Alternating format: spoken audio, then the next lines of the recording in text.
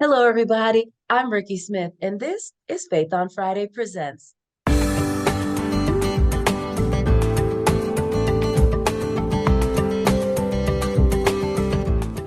Here at Faith on Friday Presents, we want to make sure to highlight inspiring people, talk about engaging topics and small businesses. And of course, today is never different. Don't forget, while you're here, make sure to subscribe, to like, and to share. So it's the new year again. It is still the new year. We are all in it. And so many of us have started our businesses along with our diets, but that's neither here nor there. But if you have started your business without a business coach, today is for you. You all, please welcome my friend Jevon Wooden, who's going to talk about business and business coaching. Hi, Jevon. How are you?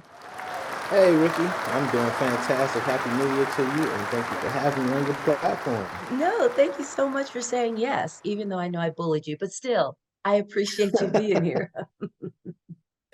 Yeah, I had to make sure I showed up, Ricky. You're That's very right, because persistent. I was coming for you. That's all I'm saying.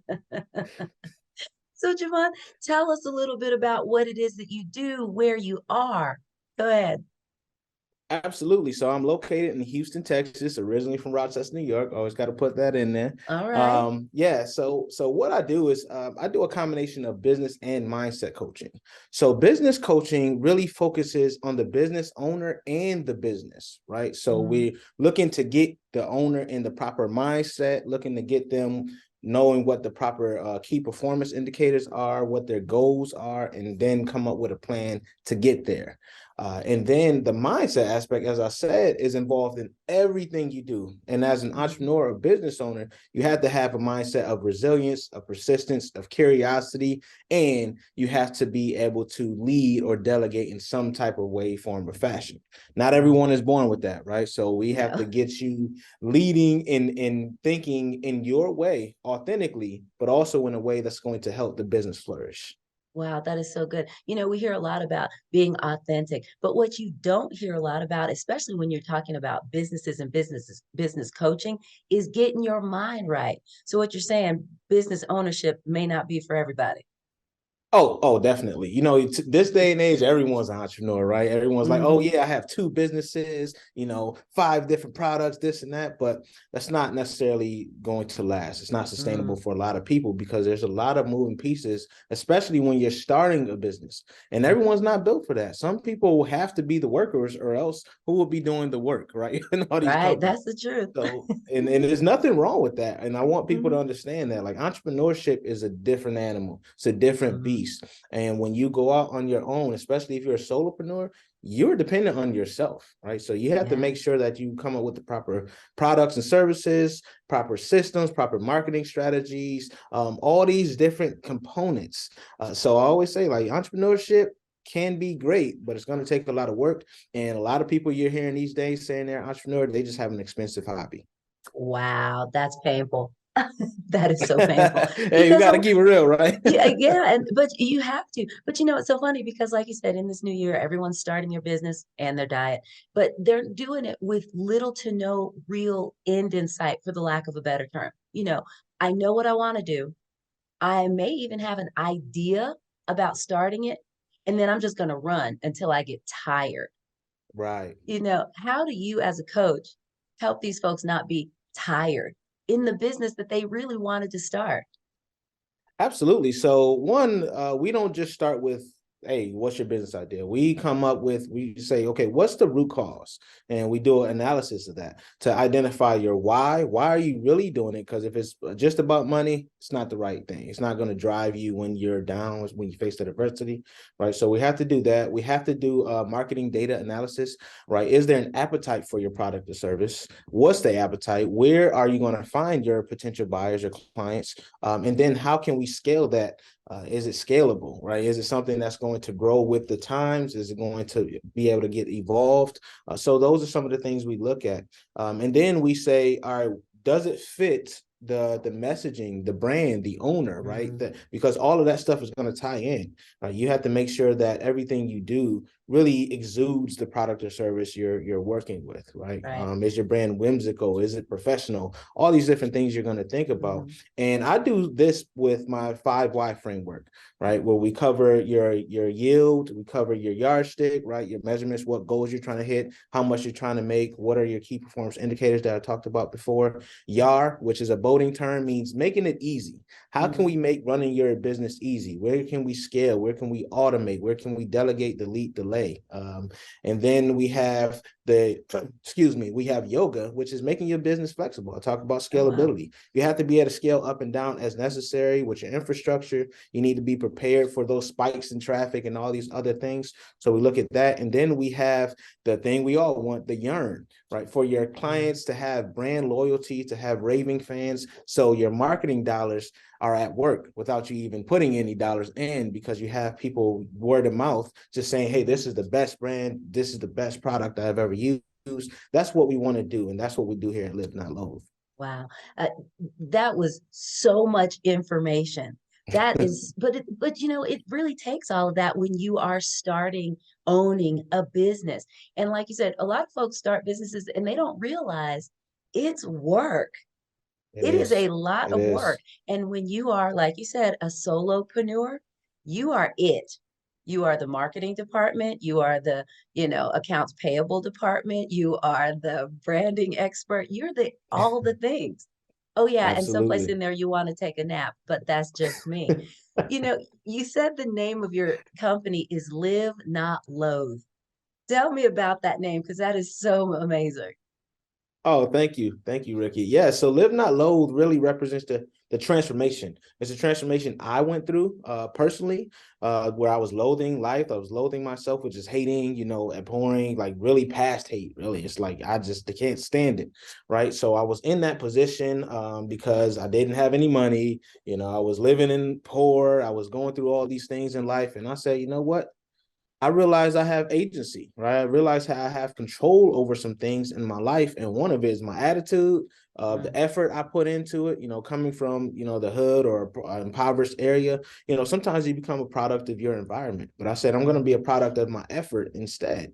And that's really what that transformation represents. It represents me taking control of my life and saying, listen, I'm going to be great. I'm going to enjoy every day, every moment. Not always going to be good, but I'm going right. to enjoy it and I'm going to embrace the journey instead of focusing on where I am and the outcomes. Wow, that's amazing. So where did you get started? What prompted you to get into this sort of business? Absolutely. So really, I always say it starts at 17. This is where the mindset piece came in. At 17 years old, I faced 7 years in prison for assault and robbery charge. Hmm. And as I sat in that prison cell awaiting my trial, my mom and my sister came to visit me. And when they came to visit me, my mom told me that she put the house up for me. Now, this is important because that's the same house that my mother and my sister siblings stayed in. So if Hmm. anything went wrong, they could have been homeless.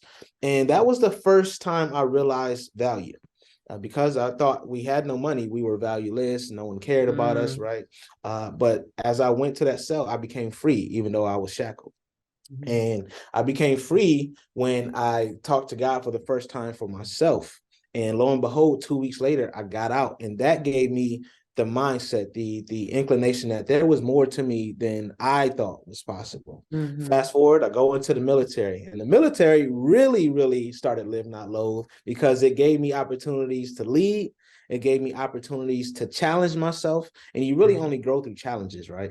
You can't Hmm. grow in comfort. So it gave me that opportunity, gave me opportunities to experience diverse thinking instead of everyone looking and thinking like I did, gave me opportunities to talk to people I probably never would have interacted with. Right. And then it gave me the opportunity to get some money so I can fund my dream. That's a big And thing. everyone, that's a huge thing, right? So, and everyone would always tell me, like, hey, man, you're great at motivating the troops. Great at getting people doing the work. You're getting Hmm. people to do things they didn't think was possible. Now, I said, motivational speaking isn't necessarily all I want to do. It's a part of it Hmm. because I enjoy Sure. it, but I wanted to do more. And then that's Yeah. when I found coaching. Good old Hmm. Google, the Oracle, told me, yeah, there's another option, coaching. And that's how Live Not Loathe was formed in Wow. 2017. Oh my gosh, that's awesome. You know, it's so funny because you hear a lot of military folks that kind of have that same story. Mine's a little different, but still the military. And I did the same thing. I went there and I realized, oh my gosh, there's more to me than these things, you know, that I have more to offer. Absolutely. Wow, I'm actually capable of doing things that I never would have done ever. I never heard the word bivouac Exactly. before.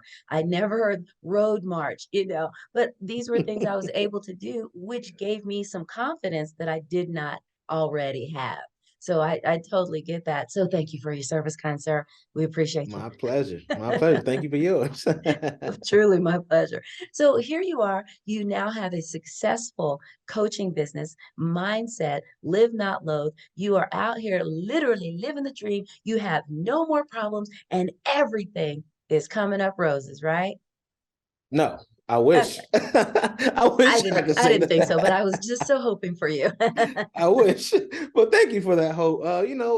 Life is that's the beauty in life, right? Mhm. We're always going to go through some things. Everyone's going to experience problems on their own scale, and you're going to handle it differently. But that's again why mindset is so important. It took me a long time to get out of that scarcity place, right? Where I Oh think, okay, wow. when is the shoe going to drop? When am I going to Mm-hmm. lose everything? Mm-hmm. Someone's going to take this from me, this and that, or someone's coming for me. We have these things that we put in our heads, the what ifs and all this other stuff, where I was just like, you know what, I'm about to have fun. And the beauty of failure is when you fail, you have to learn a little more. You have to be able Okay, to I'm gonna have to reverse stop you right engineer. there. I'm stopping you right there. You said the beauty of failure. Yes. I don't know about you, but I have never looked at failure like it's pretty. Oh, look, I failed. So talk to me about what is the beauty of failure? Yes. So failure, one of my favorite things to say is success is insulated by failure, right? Mm, And what that means is you really don't know success unless you tried and stumbled and fall and you've fallen short of your goal, because yeah. that's really where you learn everything. If it was just handed to you, you'd be like, hey, thanks, but you wouldn't know how you really got there. Failure allows you to take a step back and analyze to Mm, see what really needed to get done. What did you need to give up? And what did you need wow. to give in order to Mm-hmm. reach that goal that you set out to do? And I failed a lot of times, and it showed me like, hey, even if I did lose this, I know how to get it back. I know it's going Mm-hmm. to take some work. I know I Mm-hmm. can't fall short, right? We hear the 3 feet from gold analogy all the time. And Yeah. that's the difference between someone who just never realizes their potential and someone who becomes great. The person that becomes great doesn't let the no's, doesn't let the sales that don't go the way they want it to go, doesn't let the flops stop them from going for Mm-hmm. what they know is their purpose. And Yeah. that's why I say failure is beautiful, because it's going to Mm-hmm. separate the people who are really, really, really in Wow. it for more and those who Mm. just had a great idea and there was a flash in the pan for them. Wow. That is huge because so many business owners and solopreneurs, they had a great idea and they were really good at that idea. But like you said, the mindset was off. And so the first Mm-hmm. fail, the first no, they were like, this was dumb. Oh well, that's probably not what I, really needed. But then you Right. have those who are like, dang it, let me come at this another way. There's got to be another way. Let It's me got to be look another at, way. yeah, let me find another option. So as a business mindset coach, what do you recommend for small business owners that are getting started? And who is it that you work for? Do you work for, startups, or are you working for those that are intermediary, or those that are now, big huge monster conglomerates? Who are your clients? So my clients really range from ideation, those who haven't really started, up until people who've hit about $5 million. Hmm. I love working with people who have already started generating some income, simply Hmm. because they know what it takes a little bit. They've vetted their products or services already, but they haven't quite realized how to hit that next level. And I love Hmm. working with those types of business owners. And I Yeah. typically focus on service-based minority entrepreneurs, Oh, wow. because I want service based is a little different than product, Hmm. because product Hmm. has to worry about supply chain and all these other things. Sure. So I like the service side, right? We Okay. can generate a product, we can test out the services really Hmm. quickly, we can vet them, we can make sure they're working, all these other things. So Hmm. that's really my bread and butter right there. Okay, I like that. Now, because this is February and it is Black History Month, you said you like working with the minority business owners. Absolutely. Why them versus, not that you won't work with everybody, anybody, but Right. why necessarily you looking at the minority business owner? I look at minority business owners because a lot of minority business owners, they're first generation Mm, entrepreneurs, which means that we're learning this as we go. We're building the plane as we're flying it, and it makes yes. it a lot harder because you're turning your wheels. You're like, that didn't work. This didn't work. Where do I go for these resources? So I Mhm. really like creating this one place, one-stop shop for them to be able to say, okay, what resources can I use? Jevon knows these things. I have it all in my repertoire. I've done it myself. I've spent a lot of money on ads and all these other resources, so I can give it back to minority based businesses and expedite that success. So now if they are first generation, now if they have some children, their children will learn all of those lessons, and it's just going to be Yeah, quicker. Instead of taking 10 years to get your business going, it can take 1, 2, and yeah, now you're generating revenue you never thought was possible. So now you yeah. got that generational wealth thing going. Yeah, which is so huge. So, Jevon, if somebody wanted to work with you, how would they get in touch with you? I'm Live Not Loathe, virtually every social media platform. That's LiveNotloathe. And you can also go to livenotloathe.com and go ahead and book your free consultation with me. Oh, and a free consultation. Free Y'all heard the consultation. man. Free consultation. So if you are a small business owner or wanting to get started, this is the man you want to talk to. And don't worry, if you didn't get his information, everything will be down in the description. And don't forget, while you're here, subscribe, like, and share. We here at Faith on Friday Presents are interested in you. So if you or someone you know has an inspiring story, a topic we have to talk about, or a small business, we want to hear from you. So go to our website at faithonfriday.com and click on contact and send me an email because I really want to hear from you. Jevon, my friend, before I let you go, we have to Uh-oh. play my game. Here's So the this game. I was trying to get it before she made me play, but so no if the way. answers are crazy. So the game is called This or That. It's pretty simple. I'm going to give you the choice of two things, and you, off the top of your head, just tell me which one you like the best. Are you ready to Okay. play? I'm ready. Let's do this.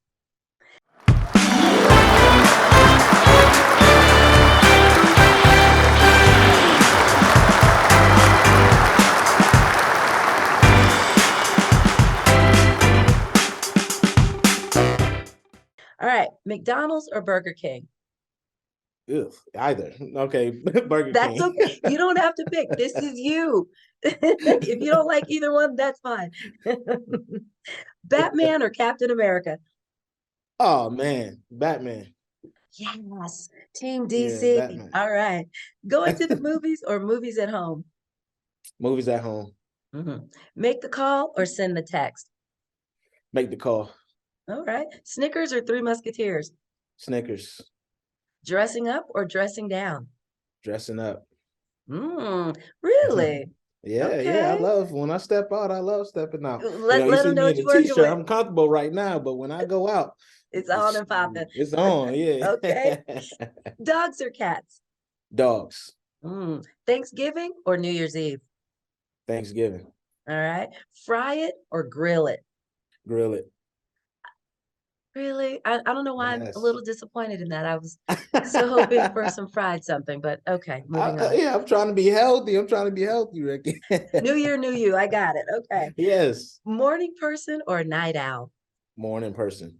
Okay, I can see that. Favorite Olympic sport?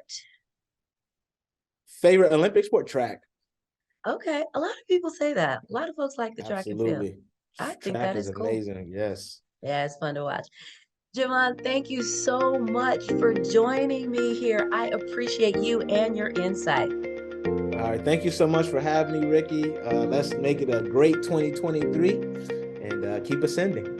It's going to be. All right, everybody. Thank you all for watching. I appreciate you being here because without you, I couldn't do this. So don't worry. We'll see you next time on Faith on Friday Presents.